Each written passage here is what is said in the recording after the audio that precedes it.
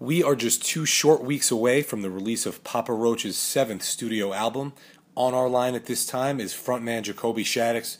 Jacoby, thanks so much for some time today, man. Yeah, dude. What's up, man? Glad to be here. So the new album drops on January 27th, and though it's titled Fear, that stands for Face Everything and Rise, and much of the album, from what I've heard, is pretty uplifting. Talk about the band's approach to creating this new record and how satisfied you are with the finished product. Very satisfied with the finished product. We definitely approached this record a lot different than we had approached any of our other records.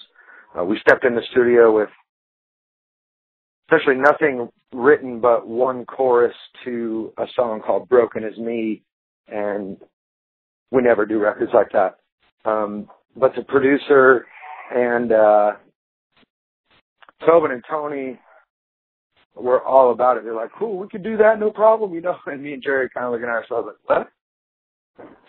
And, so I just had to walk in faith on that one and just go, okay, cool, I'm going to jump in this place and just see what happens. And we started working on that song, Broken Is Me, and as soon as we finished that song, it was like a floodgate had opened inside me that was just a creative force that I just never really experienced that before. And it was just, I was mad driven, man, and we were super stoked at the sound of the first track we recorded. And so it was like off to the races after that, and the record just revealed itself over the course of the next 2-3 months. You mentioned Broken Is Me. Papa Roach is a killer live band. I mean, the tracks that we've been able to stream, Fear and even Warriors, seem tailor-made to be slotted anywhere in the band's set, and they fit in seamlessly with the rest of your catalog. How important is that to you during the writing process, whether or not a song can make the cut for one of the band's live performances? Well, we believe that live is the proving ground for rock and roll, and so that's very important. We want to make music that translates to the live environment right off the bat. And, I think we've been doing this for quite some, long enough now to know when something's going to work or when it's not, and there were riffs where we just, that's not the deal, dude, that's not the jam, that's not going to fit what we're trying to do. And, but then, when you're in the studio, it's one thing, so then you got to go out there and really test it on the road and see what does work. And so far we've been playing Fear and, we've been playing, Broken Is Me, and they translate, they go over really well live. So you guys just launched a co-headlining run of dates with Seether through the beginning of February, with support from King and Islander. Is this something that the two bands had pegged for a few years now, eventually going out on the road together? We've done a bunch of shows with them, touring and all that, showing up on festivals and doing shows. And we were just looking for a band to team up with, and the timing worked out perfect. And so it was just like, let's go do this. And now that we're out here, selling out shows, packing houses, and giving the fans what they want, it's been really good. Locally, the co-headlining run stops at New York City's Terminal 5 on Tuesday, January 20th. Jacoby, you guys have been through Manhattan probably a couple dozen times over the past 15 years. What's it like for you to play in New York City, and are there any specific memories you'd like to share with us about performing here? I love the city, man. The city it's unique. That's the only place that feels like that. It's one of a kind place. It's got that energy, that creative force that's just alive there. And the fans there are always off the chain. We always have really good shows in New York. And last time we were there, we were with shows, so we're stoked to come back. And, we've had great memories, man. I was there the year 2000, New Year's Eve. We played MTV when the ball dropped, and that was quite a fucking night for us. You've got some dates lined up through the beginning of February, but you guys are road dogs, so I'm sure this is just the beginning of your touring cycle. What's up for the band when this run with Seether wraps up? We're going to go to Australia. And do Soundwave Festival. Then we're going to go to the UK and do some shows over there, some headlining shows.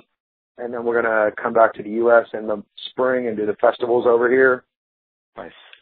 And then the summer, some festivals in Europe. And then after that, we're trying to, map out what's next for us. So listen, the band has made some real artistic strides over the past 15 years. How difficult was it for you personally to overcome the stigma that initially pegged you guys solely as a rap rock band? It took us some years to really prove ourselves, but, we stuck it out, dude, and we wanted to prove ourselves as a valid rock and roll band, and I believe we have at this point in our career. So now it's like, what's next? Anything goes. And I think that for us, it's like we're at a place in our career where we feel just freedom as a rock band, and we don't you know, we're our own band and we do our own thing, and we have our fans, and we always got a chance to win over new fans, and so come check us out, you know what I mean? Just a couple more questions for you. What's one thing left that you'd like to see this band do that you haven't done yet? Dude, a sold-out headlining arena tour worldwide. It's not that far off, man. Last thing, be honest, do you still enjoy singing Last Resort night after night? Dude, it's a straight classic, man, you know? There's a lot of bands that try their whole career to have a classic track, and we came out the gates and we just had one right off the bat. And we definitely feel blessed to have that in our arsenal as a rock band. And it's still relevant today. You know, it still resonates with the youth. It resonates with our fan base. It ignites an audience every time we play it, no matter what, anywhere, anytime. Oh, it was the soundtrack to my high school years, man. I have a place in my heart for that song. But listen, I've been a big fan of the band for a long time. It's been my pleasure talking with you today. Is there anything else you'd like to leave for the readers of localbozo.com? You know, in the process of doing this record, you know, kind of stepping out and doing some other things creatively, been co-directing the music videos on this album cycle. Did that for Face Everything and Rise, and we're coming up with the concept and getting ready to shoot another video for a song called Gravity. And so I'm stoked about doing that creatively.